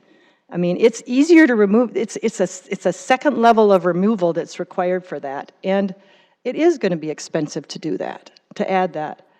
But regardless of the conflicts, I had to just go back through and put on my objective hat and separate myself from this terrific individual that's involved and just look at the very fundamentals. And when I looked at the fundamentals, what I saw was, yes, there's been a year-long process, almost 2, worked in reorganizing this division. But really, as far as going out for hire, we went out in 3 weeks in an internet search, and we came back with 15 applicants, none of which, including this applicant, had any supervisory experience or auditing experience. And we're hiring an internal investigative auditor. That's a big deal. And I understand that she's a capable person and that this is a career opportunity for her. There's no question that she's beyond qualified for the second position. She has all those qualifications. But those are 2 key skill sets. And so for me, what jumped out at me was not anything negative about this individual, but what happened with our search that we got no candidates with any audit or supervisory experience? And again, as a former city employee who hired people, I immediately went down that path. Why aren't we recalibrating our search, figuring out how to get those candidates that have government, accounting and auditing experience out of state governments and cities, in a circumference? There's no reason why we couldn't retarget our audience and go out and try to get several candidates that had a raft of experience. And I mean, why wouldn't we go to North Dakota, Minnesota, Iowa, do a 4-state area looking at state government auditing, targeting state government legislative auditing offices and local governments? And so these are things I wanted to discuss with my fellow council members. Why wouldn't we do that first before we hired a really good candidate and gave her this career opportunity? Because, and another thing is we don't have a lot of supervision over this thing because this thing has to kind of run by itself. And so you're putting someone in there that's missing 2 skill sets and expecting her to just do it all on her own. And I think that's kind of an unfair thing to do. So I'm glad today that I had a chance to tell you what my main concerns were. That's what they are. I think they were legitimate. I wished that we could, have these discussions, and I didn't feel like this process is all done behind the scenes in a rapid-fire fashion that tries to leave the public out. And I know that may offend some of you, me saying that, but the fact of the matter is, that's the message that was sent, that this was done. And then I get a call from Teresa Staley, and she's upset. She's extremely upset about the fact that this is going to be done at a 5:30 special meeting, and the public has no idea, that this is going to happen. And she doesn't ask me permission to do things. Sometimes she tells me, and she told me she was going to do a robocall. And my response to that was, I made an effort and contacted Greg without disclosing her confidences. And I said, why don't we take the time to redefine our search, go out for a second round of applications, and use this as an opportunity to build consensus on the council. Why are we going in, without trying really hard to come up with an employee that's going to work for all of us, that we can all feel really good about? And that basically was just summarily dismissed. I mean, the response I got was basically it was philosophical, and, we've got the consensus, so this is over. So I'm here speaking out of frustration. I'm here speaking candidly. I'm probably making some council members very angry, but we have got to quit doing it this way. We have got to be able to hear the minority people on the council and to be able to use these things as opportunities to achieve consensus and to not just be told, this is what's going to happen and your voice doesn't matter and this is going to happen on a special meeting. And that, to me, that's a whole nother thing. It doesn't even, a special meeting is supposed to be something special, a special reason for having a meeting. So since there just was one happened to be there, we decided to throw this on there. So yeah, I've got problems with the transparency, I got problems with the process, and I've got problems with the fact that we worked so hard to get this division turned right side back up, and then we're working so quickly, to just put someone in without even acknowledging the fact that, we've got candidates, a whole series of candidates that didn't have the 2 skill sets that are most necessary for this position. Thank you for listening. Thank you. Council, is there any other discussion on this item? Councilor Seeley?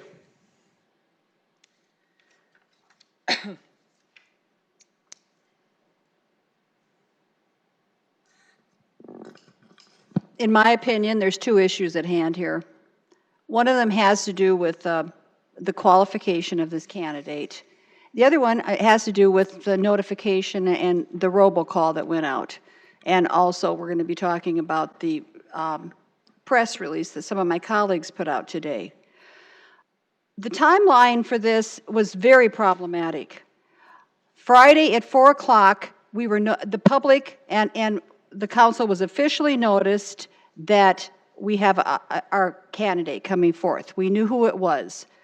The Argus Leader, bless their hearts, they put an article out about this Friday at 4 o'clock. Had it not been for that, the public wouldn't have known it unless they were going to go digging through the agenda, which most people don't do. And not to mention, it's a holiday weekend, of course, Easter. I had asked Councilor Neitzer to slow down. I had made the request, and as Councilor Brecky said so very eloquently, we are just kind of told to hit the road. We got the votes we need. You don't matter. We're going to push this thing through. And so I said to Councilor Neitzer, I said, you guys may be, in your minds, you think this is the right way to go, But I'm not sure the public's gonna buy into that, and they have a right to know. And I thought to myself, there's not time to send a postcard out, so I chose to do a robocall late Friday night. And by the way, the notice came out on Good Friday. Speaking of holidays and putting business in the midst of our Easter holiday. And I let the citizens know that Tuesday, tonight, was the vote. It's like less than a 4-day turnaround to notify the people that this is happening. This position, our internal audit position, is a very important position. It's put there to root out abuse, fraud, misappropriation of funds. I hold it in a very high level of importance. I wasn't here when they hired Rich Oskell. Yes, he may have come from finance. That was years ago. I had nothing to do with that. And neither do I have anything to do with the mayor's appointments, because someone made reference that we didn't have a outcry when we hired another relative within the city employment. That's not within my authority, but this is a city council employee. Since this came out on Friday at 4 p.m., I have heard from citizens. I have heard from people who are auditors within our community. There is a great concern about this, about how it's being handled. Again, it's about protecting the taxpayers. It's about the people. I'm very grateful that the conversation has ignited, and if I hadn't put that robocall out, and if the Argus Leader hadn't reported on that Friday night, we wouldn't have had the kind of conversation that we're having right now. So again, my concerns was that there wasn't notification, we didn't have a chance to have input the way it was running, 4-day window, as I said, and then we have this thing on a special meeting, special time, like it's some kind of urgent emergency to deal with this. And in my history of thinking about city council employees, I don't ever remember having it was always a unanimous vote. I've asked some of our current employees, I've said, how would you have felt you came on board and 3 of us voted against you? Well, I would have felt horrible. I said to Councilor Neisert at the end of last week, I said, you better let this candidate, not employee yet, let the candidate know that there's some concerns here. It's not going to be a slam dunk. He did, and the candidate came back and said, I want it more than ever.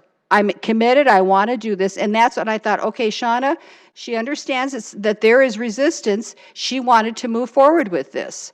So that, I understand this is nothing against her integrity at all. I'm so glad we've reiterated that. This is an audit management supervisor position. Our candidate has no audit experience, endorsements, no supervisory experience. Her husband is the city's parking manager, and do not minimize the importance that this man had. We dealt with him over the parking ramp issue when we had the multi-use parking ramp. Matt Nelson and Darren Ketchum were very, very instrumental in having that thing pass. And Councilor Neisert was very instrumental in working with them. And Councilor Erickson was also very instrumental in working on the RFP for that. So there are great relationships happening already within the Nelson family and some of our council members. I think there is a conflict of interest. We have Mark Cotter is here. We have the fire chief coming. Shauna is embraced warmly by these departments. That's wonderful. That is not what I want to see in our independent auditor. We need somebody who's going to come in from the outside. We don't need somebody who's friendly or warmly embraced. We need an outside candidate who does not have any conflicts of interest. And to say that to the public, well, we're going to hire this person, and then if we need to do an audit on a certain department that they may have worked in, whether it's Public Works, the fire department, or her husband's parking department, well, we'll just be hiring Ide Bailey to come in and handle that audit. To me, it doesn't even make sense. It's just like we're trying to make something fit. What is it they say, a round peg in a square hole? I mean, it's like, why would we even be going here? Because people on this council like Shauna so much. That's why we're going to hire her. Disappointed. I'm disappointed. I told Councilor Neisert in an email, I'm happy to share it with the public, I said I'm disappointed. I think this was a disrespectful move. We could have pulled back on this, and we could have searched for a candidate that we could have all embraced. And as Counselor Brecky said, we could have taken more than 3 weeks and gone out and found someone that we could all agree on. But they said, no, we've got 5 votes, 6 votes, whatever. We're going to push forward anyway. I'm disappointed that we're not looking for a independent candidate with great qualifications. I'm disappointed that we gave the public a 4-day notification. It was rushed. Very disappointed. I'm disappointed that we're kind of watering down the importance of an audit division. And so, again, because I felt on Good Friday when this came out, and I'm committed to letting the people know what's going on, and I've been doing that with the Staley report. I have spent my own money to engage with people, whether it's Facebook, going to the Benson Flea Market. Our community is growing. We need to have connections as far as what's happening. I applaud the mayor for doing a lot of Facebook work, but we need to do even more. This issue was coming out of nowhere. 4-day notice. Some have mentioned, I met with a constituent before the meeting. They said, well, this doesn't apply to the citizens. This position shouldn't bother the citizens. It's your internal position. No, this is talking about going out and doing checks and balances and drilling into the departments within our city.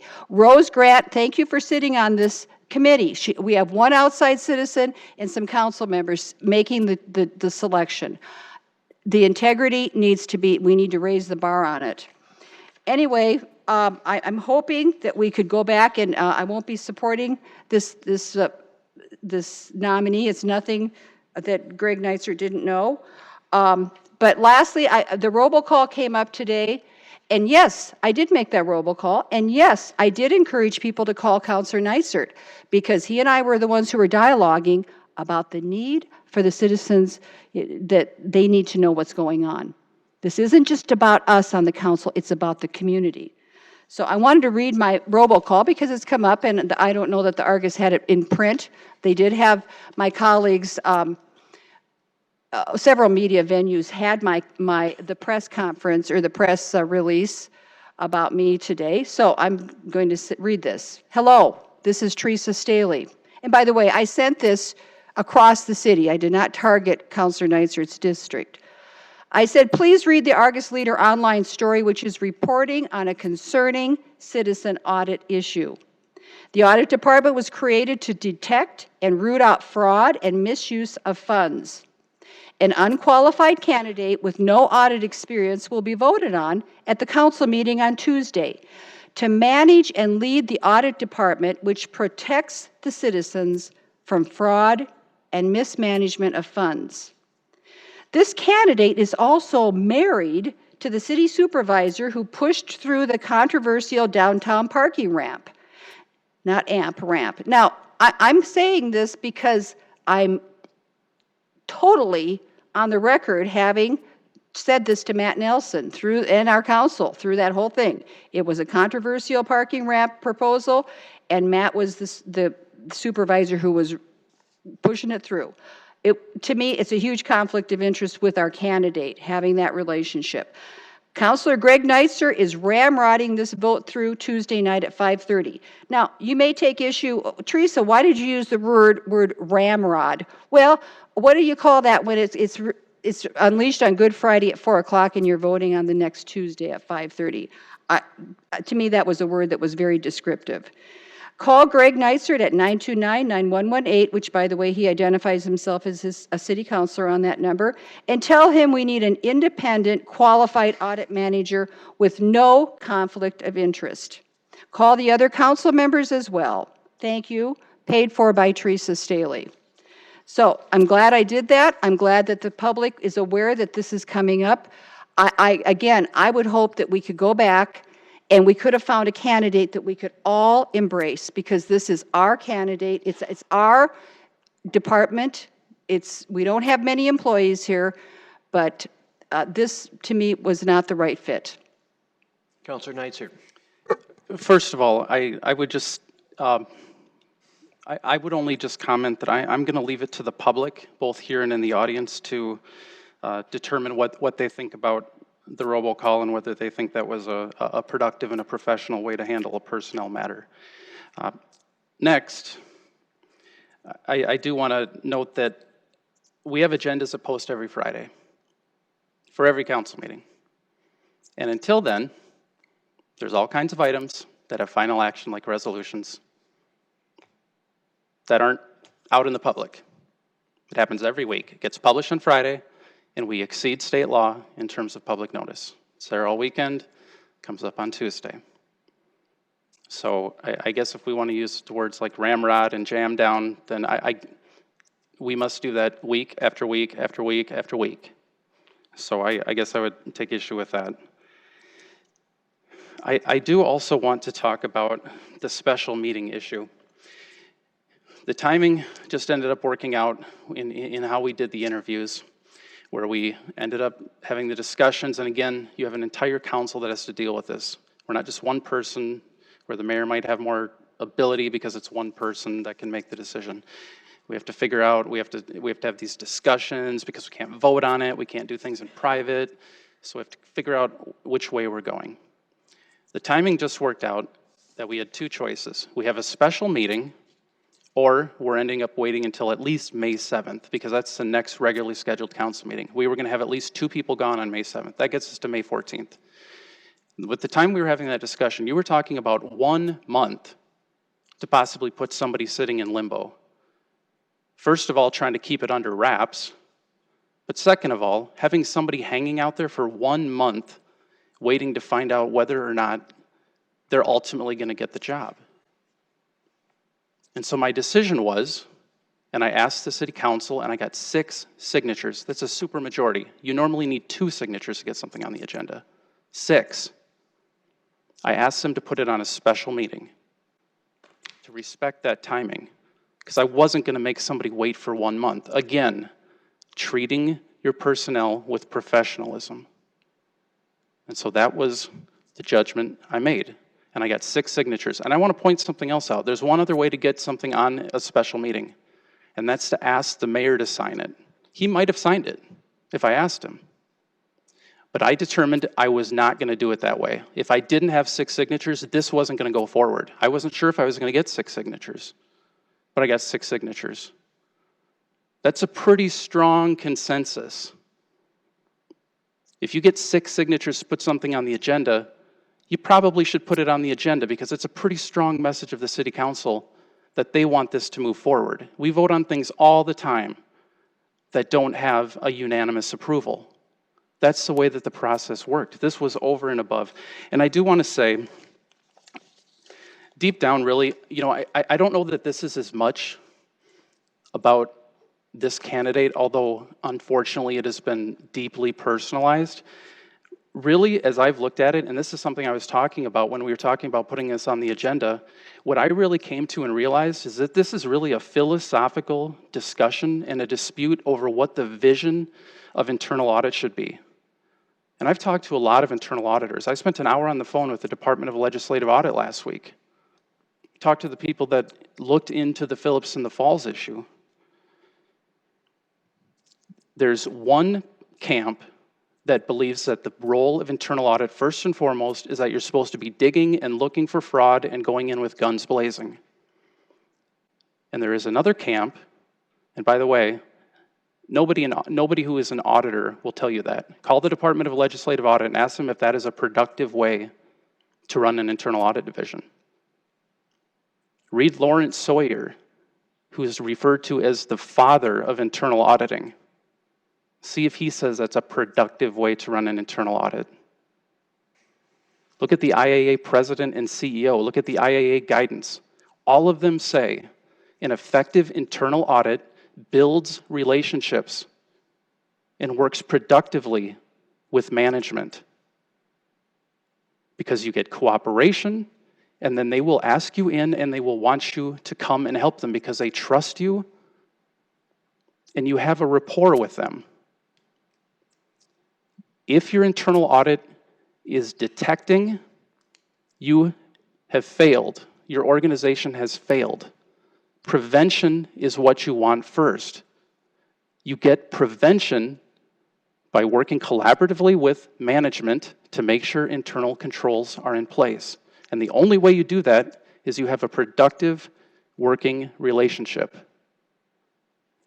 You don't go in with a conspiratorial attitude, with a chip on your shoulder, assuming that there must be fraud to find. And if we do an audit, when we don't find fraud, we didn't look hard enough.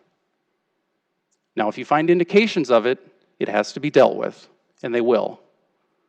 But you ask any of those auditors, and they will tell you, you don't go in looking for fraud in audits. You don't go in with that sort of an attitude. Internal audit is internal. They have to walk a fine line. They have to be independent, and you do that with structure. That's why they're hired and fired by the city council. So if our internal auditors find issues, they can report it without having to worry that the executive, a mayor in this case, could terminate them. And they have to be objective. And that's a state of mind, and that's something you have to work on, and that's something that has to be disclosed. But at the end of the day, every internal audit works for the organization. In the internal audit profession, they call it schizophrenia. That I have to be independent, but I work for the organization. There's always a tension there. They have to figure out how to be independent. And the way in which you do that is you set up the structure and you hire somebody who has the ethics, and then you also have the IAA standards that we follow. So really, that's what it comes down to, and that's where I thought we were at an impasse. I was not willing to say, I am not going to move forward with an otherwise qualified candidate because they're a city employee. I've talked to other auditors, talked to the DLA, looked at the literature. It's not atypical. People come from management and go over audit all the time. In fact, it's preferable. Institutional knowledge. Talk to the state. They do it. You want to know another secret? The head of the internal audit division for the state, his wife works for state government in a high-level position. The chief internal auditor for the state. They knew that going in. And so what do? He has to recuse himself. There are auditors at the DLA who have relatives or spouses that work for the state. And in that case, they have to recuse themselves. They disclose it, they deal with it. I asked him point blank, would you disqualify a candidate because they work for the state? Absolutely not. In fact, it's really a major upside. They've got institutional knowledge. Would you disqualify a candidate because they were married to somebody that worked for the state? Nope. We have them here. My boss is married to somebody that works for the state, the head of internal audit. Finally, the lesson of Phillips to the Falls. I keep hearing about that. I've read that audit many times. I talked to them, the people that did it. The lesson of Phillips to the Falls was not, we need an internal audit division to root out fraud, waste, and abuse. That was not the lesson. The lesson was an organization this big needs an internal audit division to make sure that internal controls are in place. That was the lesson. The lesson was we need to have an internal audit division that will assist management with making sure that controls are in place so this sort of thing hopefully never happens again. The lesson was internal controls were not in place, and they listed them out, and you know what? They were implemented. Either management implemented, the administration, or the city council did. There's a lot of things in place now that were not in place at the time. At the time, one director could sign off on change orders and contracts. One director. Public Works signed it, done. It's no longer the case. Change orders, contracts have to go through a whole system of approvals. Multiple departments have to sign off on it. At the time, we weren't getting monthly financial reports. Now we get those. We weren't seeing things like carryovers, encumbrances, and all of those things. Now we have a real-time look at it. Internal controls were put in place. Talk to people who are internal auditors. You need an effective working relationship with management. And I will tell you, if our internal audit is going to have the attitude that we're going to go in looking for fraud with a chip on our shoulder, it is going to be doomed to failure. We have to have somebody who has demonstrated they have good working relationships with management, but when necessary, they will hold them accountable. This person has already done that, and she works for management. She could be terminated. Now she's going to go over to our division, where they won't be able to terminate her. She's stepping out of civil service. She's going over and working for us. So that's where I really think this lands. This is really a philosophical debate. And I'm telling you, internal audit is there to assist management and make it be better. And that was one of the things that I loved about what she talked about. That was part of her vision. How do we make it more visible and impactful? Internal audit is really just not seen. The best case scenario that we can have is we can have the management respect our internal auditor, respect her capabilities, respect that she's firm, but she's fair, and say, come in and help us improve so that we can prevent, not detect. As the DLA says, if you're detecting, it's too late. Thank you. Thank you. Counselor Staley? Last fall, the municipal league had a convention here in Sioux Falls, and they were talking about municipal fraud. And they were talking about a community, I don't have the name of it, but where one of the employees embezzled hundreds of thousands of dollars. And they're talking about how one of the perpetuators of that is when you get relationships that are too friendly, because it's very hard to challenge your friends. And now we're saying that Shauna's got that ability to challenge her friends and the coworkers. That's not what they were telling us at the municipal league. I do think that the purpose of this audit was not, I don't think we have an audit department to help management. And I've heard this through the years. Well, we've got to have a good relationship with the finance department or they won't give us information. Oh, you better be nice to these department heads or they just won't work with you. I'm like, forget this. They work for the citizens. You better darn well give us that information when we ask for it. We shouldn't have to pat you on the head and shake your hand and be your friend. Not that we don't want to have a regard for people, but we're working for the citizens here. This isn't our own little company. So once again, I think the citizens, to protect the integrity, I have yet to hear from a citizen I've talked with. I know some of Shauna's friends are here.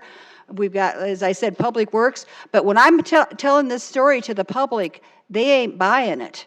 They're saying we need to have somebody in this position who's neutral, who comes out of city government, and comes in with qualifications. And Councilor Neister's talking about these state employees. We don't have names with them. Okay, so but I will tell you, I've been contacted by, we'll keep my people anonymous as well, people who are very concerned, who are auditors in our community, who are saying, this isn't smelling right. We can ask for more. It's nothing against Shauna. And I'm just going to tell you personally, I think Shauna has friends here. I think that there was a decision made that Shauna would be a good person to have within our environment on city council, and we're going to make this work. And again, that's where we really weren't involved in, I wasn't involved in, first of all, the special meeting. I was one of the two that didn't sign off. So I would have wanted to give a little more longitude to the discussion. And again, I just think, I'm so glad we're having this discussion because at the end of the day, it's not against Shauna, but it is saying we need somebody independent, we need a qualified auditor, and we need someone who doesn't have so many conflicts of interest surrounding their essence within city government. Councilor Neitzer. For what it's worth, I think it was during the job posting, it might have been open at the time, I think. I happened to be at the Core Transit meeting room, and I met a young lady, and we had a conversation about audit, and honestly, I didn't remember of the Gene Fullenkamp Award. Until then, I don't think I had ever talked to her, to be honest with you. And so we just had a little conversation, a little small talk, and that was the end of that. And then when the job posting was, I think, a day away from closing, I got an email from a city employee saying, could I ask you some questions about this position? And I thought, well, I don't, I better check on this because I don't hire people every day. I don't know if that's appropriate or not. And so I reached out and I found out, sure, you can answer questions of anybody that asks you, just don't interview them. Just don't ask them questions. Okay. So met with her real quick. She asked some good questions and I answered it, and that was the end of that. And I didn't know whether she would apply or not. And I think I found out that, and that was, I think, it was on the last day on a Friday. And I found out on Monday that she'd applied when I saw the list. So the intimation or the assertion that there's some personal relationship or something underhanded going on, it's just not true. The other thing I do want to throw out, this will be my final point. The taxpayers are protected when you have an internal audit. Internal audit really has 3 customers. The first is the board, which in our case is the city council. The second is management. And the third is the customers. In our particular case, the customer is the taxpayer. As internal audit helps management be better and make sure they have the controls in place, you don't have frauds happen, which means that you don't have breaches and you don't lose money and you don't have humongous embezzlements. Because when we do have breaches and we lose a bunch of money, who's on the hook? The taxpayer. They serve everybody. So by them helping to help serve and be a consultant to management to make sure internal controls are in place, they serve the taxpayer. It's not an us versus them item, unless you make it so. But it's not. Thank you. Council, And I'd like to have this be the last argument, then I'm going to call for a vote. Well, Counselor Neister's had a chance to have several That's why responses. I gave you the floor, But I want to say, my father worked for a bank, and the audit department used to come in and audit them. They weren't friendly with them. They didn't have a warm relationship. There was a little bit of a fear there, that you better get everything together because they're coming in. Same thing if you get audited by the IRS. I mean, we don't say, well, IRS agency, have a cozy relationship with the citizens so that, they'll give you more information. No, that's not how the audit world works. So again, we're setting a precedence here. Councilor Neister has just said this, that they're there to help management. Apparently, this is his vision of what the audit department is. I've felt since Phillips to the Falls, the audit department is there as a watchdog for the citizens. It's a checks and balance. It is saying we are going to be working to prevent fraud, abuse of funds, mismanagement of funds. So I think you're right. There is a philosophical difference, and that's maybe why this candidate is working for you. But I was hoping we could have something with more of a qualification and independent nature. Councilor Brecky. I'll be brief, but I did want to address a couple things that Councilmember Neitzert raised. I think, quite frankly, it's both. The role of the independent auditor is much similar to the role of an internal affairs division in a police department. It can be your worst enemy and your best friend. When they serve to actually show that you're doing things right and to help you do things right, they're your best friend. But when they find things that they need to deal with, they're your worst fear. And that's what I view the role as. So I don't really think that this debate really is that much about philosophical differences, because I think the two are reconcilable, the two philosophies. And that is how they are run. But I would say I do think it is about, for me at least, it's certainly about just core qualifications and trying to hurry up the process when there was no reason to. I would really have liked to have taken the time to make this an opportunity to build consensus among the council. And I'm disappointed that we are at such a place that we are unable to do that, even on an issue of hiring an employee. And I hope that you will take to heart the things that I said today, because I said them in the best interest of just raising the issue so that we could have those discussions for the future, that we might function better and work together better. And for me, part of that would have been taking that extra month to actually talk through it and see if this is really the direction we want to go. Part of it has to be with hurrying things up all the time. We're government. It's okay for government to move slowly. I don't think we have to always rush things.